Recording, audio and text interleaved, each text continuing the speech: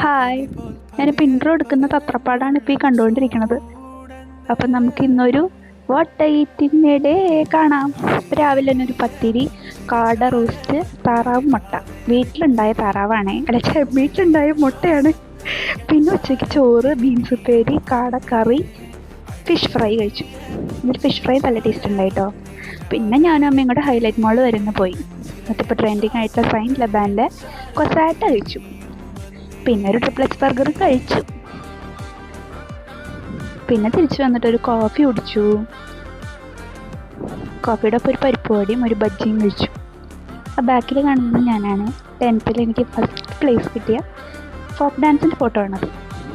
പിന്നെ രാത്രി ഫ്രൈഡ് റൈസും വെള്ളയപ്പവും പത്തിരിയും മഷ്റൂം കറിയും കാടക്കറിയും ഉച്ചയിലത്തെ ഫിഷ് ഫ്രൈയും. രാത്രി കുറച്ച് ബ്ലൂബെറിയും കൂടെ കഴിച്ചിട്ട് ഞാൻ ഉറങ്ങാൻ പോവാണ് കേട്ടോ.